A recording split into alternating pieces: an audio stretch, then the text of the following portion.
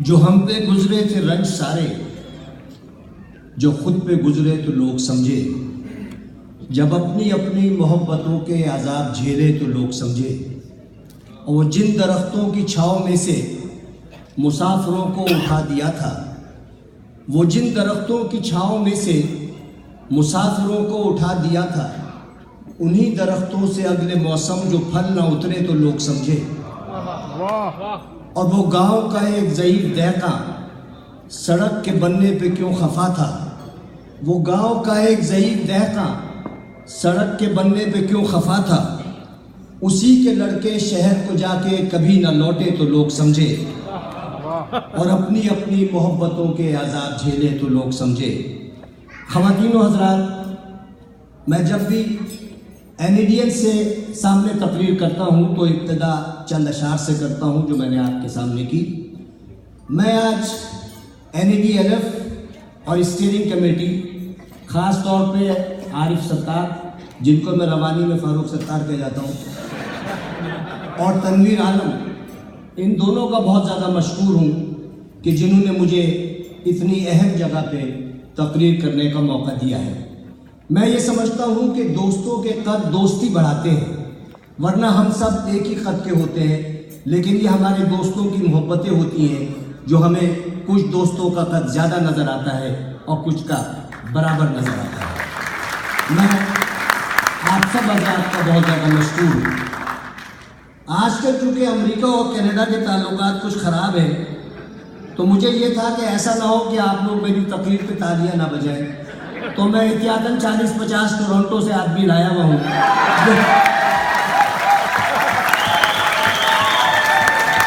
جو یہ کمی پوری کرتا رہیں گے، لیکن اگر آپ بھی کریں گے تو اللہ آپ کو بھی اجر دے گا۔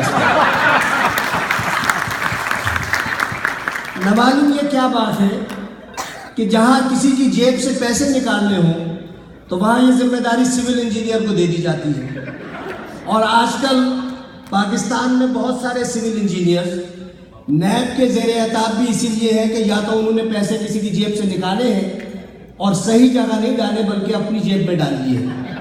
یہ جب میں دیکھتا ہوں کہ NEDLF میں بھی زیادہ تر سول انجینئر ہیں، تنویر عالم بھی سول ہے، قمر عادل اویس جو تھے وہ بھی سول تھے، ہمارے جو اسلم صدیقی بیٹھے ہیں وہ بھی سول ہے، کمال بھی سول ہے، جتنے کرتا دھرتا ہے جو جیبوں سے پیسے نکالتے ہیں وہ سول انجینئر ہے، اور تو اور ہے، اس دفعہ وائس چانسلر بھی سول انجینئر ہے۔ تو میں نے تنویر سے کہا، تنویر نے مجھ سے کہا کہ میں بڑا کانفیڈنٹ ہوں کہ تم جب تقریر کرو گے تو لوگ بہت زیادہ ڈونیشنز دیں گے۔ تو میں نے کہا کہ یار دیکھو، کانفیڈنس تو اچھی چیز ہے، لیکن کبھی بھی انسان کو اوور کانفیڈنٹ نہیں ہونا چاہیے۔ تو کہنے لگے نہیں آفتاب، میں تمہارے لیے کانفیڈنٹ بھی ہوں اور اوور کانفیڈنٹ بھی ہوں کہ جب تم تقریر کرو گے تو لوگ پیسے ضرور دیں گے۔ میں آپ کو ایک بات بتاتا چلوں کہ بعض اوقات اوور کانفیڈنٹ ہونا جو ہے وہ کاؤنٹر پروڈکٹیو ہو جاتا ہے۔ ایک نوجوان نے اپنی شادی والے دن اپنی بیگم کا گھونگھر اٹھانے سے پہلے اپنے کانفیڈنس کی مار دینے کے لیے کہا کہ بیگم، آپ کی شادی سے پہلے میرے 100 سے زیادہ افیئر چلے ہیں۔ گھونگھٹ میں سے باریک سی آواز آئی کہ سرتاج، مجھے اندازہ ہو گیا تھا کہ اگر ستارے ملے ہیں تو کرتوت بھی ملتے ہوں گے۔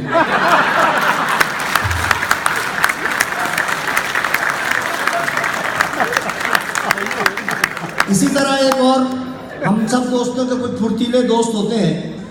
ایک محلے میں ایک صاحب کا انتقال ہو گیا تو ان کی بیگم بڑی قبول صورت خوش شکل تھی، تو وہ کسی طرح جنازہ اٹھنے سے پہلے ان کے پاس چلے گئے اور بڑی انہوں نے انکساری سے کہا کہ اگر آپ اجازت دیں تو میں اپنے دوست کی جگہ لے لوں۔ تو بیوہ کے شکل پہ ایک دم خوشی آئی اور انہوں نے کہا کہ مجھے کوئی اعتراض نہیں ہے، مجھے بہت خوشی ہوگی، لیکن آپ ذرا قبرستان والوں سے پوچھ لیں۔ تو خواتین و حضرات، آج ہم سب NED کے 14ویں کنونشن میں بیٹھے ہیں اور ٹاسک یہ دیا گیا ہے کہ آپ لوگوں کو یہ بتایا جائے کہ NEDLF کیا کر رہی ہے اور آپ کے کنٹریبیوشن کا کیا اسٹیٹس ہو سکتا ہے۔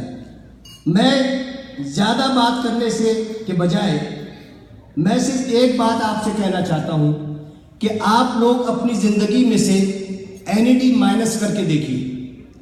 اگر آپ اپنی زندگی سے NED مائنس کریں گے تو نہ تو آپ کے پاس تعلیم بچے گی, نہ آپ کے دوست بچیں گے, نہ آپ کی نوکری بچے گی, نہ آپ کا رتبہ بچے گا, اور آپ اس دنیا میں اپنے آپ کو مکمل طور پہ تنہا محسوس کریں گے.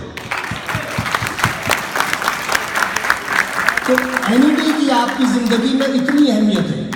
اور آج جو آپ سب لوگ اس ہال میں بیٹھے ہوئے ہیں, میرے سمیت میں سمجھتا ہوں کہ 90% لوگوں کا جو بیک گراؤنڈ ہے وہ نہایت ہمبل بیک گراؤنڈ ہے. NED انجینئرنگ یونیورسٹی اور NED انجینئرنگ کالج غریب پروروں کا کالج ہے, جہاں پہ 200 روپے میں آپ لوگوں نے انجینئرنگ کی ہے. اور اس 200 روپے کے حصول کے لیے بھی ہم میں سے بہت لوگوں نے ٹیوشنیں کی ہیں, ہم میں سے بہت لوگوں کی ماں نے اپنا پیٹ کاٹ کر ہمارے لیے فیس کا انتظام کیا ہے. ہم میں سے بہت سارے ایسے لوگ ہیں جو آج اس ہال میں ملینئر اور بلینئر بنے بیٹھے ہیں, لیکن انہوں نے اپنی زندگی کی ابتدا انہی کچے مکانوں سے, انہی کوارٹروں سے, انہی چھوٹے مکانوں سے اور چھوٹے گھروں سے کی ہے, جن کو آج آپ یہاں بیٹھ کے گھروندا کہہ سکتے ہیں, گھر نہیں کہہ سکتے. ایسا ادارہ یقینی طور پر اس بات کا مستحق ہوتا ہے کہ آپ اس کی ہر طور پہ مدد کریں. اللہ تعالیٰ نے قرآن مجید میں جگہ جگہ انسان کو تنبیہ کی ہے, جگہ جگہ کہا ہے کہ تم فکر کیوں نہیں کرتے, تم سوچتے کیوں نہیں, تم سمجھتے کیوں نہیں, اور پھر تنگ آ کر ہمارے جیسے انسانوں کے لیے کہتا ہے کہ زمانے کی قسم انسان خسارے میں ہے. یہ وہی خسارہ ہے جو ہم اپنے رتبے پہ پہنچنے کے بعد اپنا ماضی نہیں دیکھتے ہیں, اپنے ایک مقام پہ پہنچنے کے بعد اپنے غریب رشتہ داروں کا خیال نہیں کرتے, ایک مقام پہ پہنچنے کے بعد اپنے غریب ساتھیوں کا لحاظ نہیں کرتے, اور ہم یہ سمجھتے ہیں کہ یہ سب کچھ ہماری صلاحیتوں کی بدولت ہے. یقین جانیے کہ جو دنیا میں کامیاب ہو گئے اس میں ان کا کوئی ہنر نہیں ہے, اور جو تاریک راہوں میں مارے گئے ان کا کوئی قصور نہیں ہے. اسی لیے پروردگار سورہ رحمان میں 31 بار اس بات کو آپ کو جتاتا ہے کہ تم اپنے پروردگار کی کون کون سی نعمت کو جھٹلاؤ گے, تم اپنے پروردگار کی کون کون سی نعمت کو جھٹلاؤ گے. اور میں یہ سمجھتا ہوں کہ دنیا کے سب سے بڑے ملک امریکہ میں, سب سے بڑے دارالخلافہ واشنگٹن میں, اور وہاں کے سب سے بڑے ہوٹل میں جو آپ لوگ بیٹھے ہوئے ہیں, یہ بھی ایک اللہ تعالیٰ کی نعمت ہے, اور اس کو بھی آپ نہیں جھٹلا سکتے.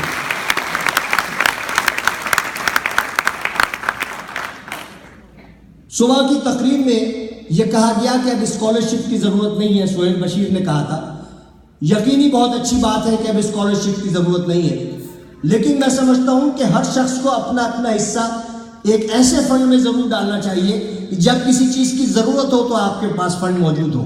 یہ اسی صورت میں ممکن ہے کہ آپ لوگ اپنا اپنا حصہ NED انڈاؤمنٹ فنڈ میں دیں, اسکالرشپ میں دیں, اور دنیا نے آپ کو جو کامیابی عطا کی ہے اس کا صدقہ عطا کریں, کیونکہ اللہ تعالیٰ کبھی ادھار نہیں رکھتا ہے. اللہ تعالیٰ سے آپ سودے بازی کریں, آپ کبھی بھی مایوس نہیں ہوں گے. آپ ہی کے شہر کا قصہ ہے واشنگٹن کے مضافات کا, کہ ایک 15 سال کا بچہ ایک دروازے پہ دستک دیتا ہے, کچھ سامان بیچ رہا ہے, ایک ادھیڑ عمر عورت باہر آتی ہے اور آنے کے بعد کہتی ہے کہ بیٹے نہ تو میرے پاس پیسے ہیں اور نہ مجھے ان چیزوں کی ضرورت ہے, لہٰذا میں نہیں لے سکتی. لیکن اس عورت نے محسوس کیا کہ اس بچے کے چہرے پہ عجیب دکھ سا آیا ہے. وہ عورت سمجھ گئی کہ یہ بچہ بھوکا ہے. وہ عورت اس بچے کو گھر میں لائی اور جو اس کے لیے اپنا ایک دودھ کا گلاس بھرا ہوا تھا اس کو پینے کو دیا. بچے نے دودھ کا گلاس پیا اور چلا گیا. وقت گزرتا رہا, مہینے سالوں میں بدل گئے. 30 سال بعد اس عورت کو ہارٹ اٹیک ہوتا ہے. 911 کال ہوتی ہے, ایمرجنسی میں جاتی ہے, ہارٹ کا بائی پاس ہوتا ہے. جب بائی پاس کے بعد ہوش میں آتی ہے تو اس کو بتایا جاتا ہے کہ تمہارا بائی پاس ہوا ہے. اب اس کو فکر یہ ہوتی ہے کہ اس کے پیسے کہاں سے دیے جائیں گے. جب وہ ڈسچارج کے وقت کاؤنٹر پہ جاتی ہے تو اس کے پاس ایک بل آتا ہے جس پہ لکھا ہوا ہے کہ $500,000. ابھی فکر ہی کر رہی تھی کہ نیچے قلم سے لکھا ہوا ہے all settled against full glass of milk. یہ اللہ کی شان ہے.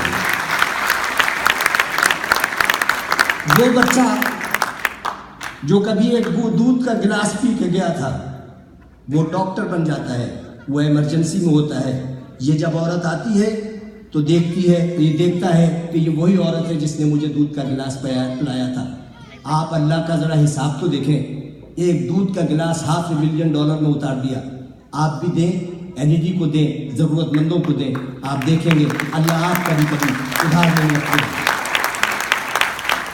میں آخر میں چونکہ وقت کم ہے، نعت کے چند اشعار کے ساتھ جو میں آپ لوگوں کے بہاف پہ یہاں پڑھ رہا ہوں تقریر ختم کرتا ہوں کہ جتنا دیا سرکار نے مجھ کو اتنی میری اوقات نہیں ہے، یہ تو کرم ہے ان کا ورنہ مجھ میں ایسی بات نہیں ہے، اور منکر ہے جو ان کی عطا کا، کوئی اس سے جا کر پوچھے کون ہے ایسا در کے جس میں اس در کی خیرات نہیں ہے، اور عشق بتا سے پہلے کیسا مفلس اور نادار تھا میں، نام محمد کے میں قرباں اب ویسے حالات نہیں ہیں۔ بہت بہت شکریہ۔